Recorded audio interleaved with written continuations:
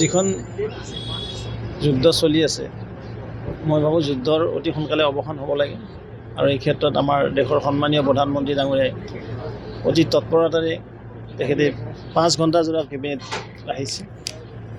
যিটো তেলৰ বেৰেলৰ দাম বৃদ্ধি হৈছে, যেতিয়া অইলৰ দাম বৃদ্ধি হৈ যায় ট্ৰেন্সপৰ্টেশ্যন কষ্ট বেছি হয় আৰু তেতিয়া অট'মেটিকলি মূল্যবৃদ্ধিটো হয়, এইটো স্বাভাৱিক কথা আৰু ইয়াৰ আমিও ভুক্তভোগী হৈছোঁ। চাওক এতিয়া তেখেতে আহ্বান জনাইছে, এতিয়া মানা নামাটো হ'ল আমাৰ কথা, পাব্লিকৰ কথা।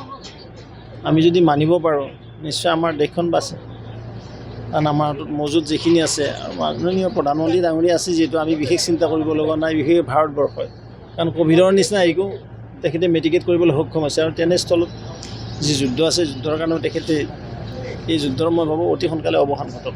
সাধাৰণ পিপল সকলোৱে মানে ইয়াৰ ভুক্তভোগী হয়। যেতিয়া যুদ্ধটো বন্ধ হ'ব তেতিয়া আমাকো নৰ্মেল চিটুৱেশ্যন হ'ব। যিখন যুদ্ধ চলি আছে মই ভাবোঁ যুদ্ধৰ অতি সোনকালে অৱসান হ'ব লাগে আৰু এই ক্ষেত্ৰত আমাৰ দেশৰ সন্মানীয় প্ৰধানমন্ত্ৰী ডাঙৰীয়াই অতি তৎপৰতাৰে তেখেতে 5 ঘণ্টা জোৰা কেবিনেট আহিছে।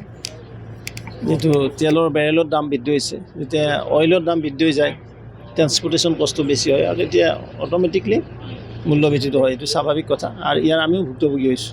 চাওক এতিয়া তেখেতে আহ্বান জনাইছে, এতিয়া মানা নামাটো হ'ল আমাৰ কথা, পাব্লিকৰ কথা।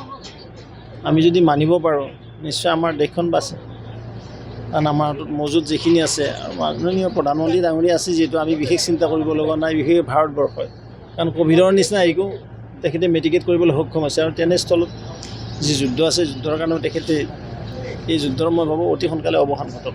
সাধাৰণ পিপল সকলোৱে মানে ইয়াৰ ভুক্তভোগী হয়। যেতিয়া যুদ্ধটো বন্ধ হ'ব তেতিয়া আমাকো নৰ্মেল চিটুৱেশ্যন হ'ব।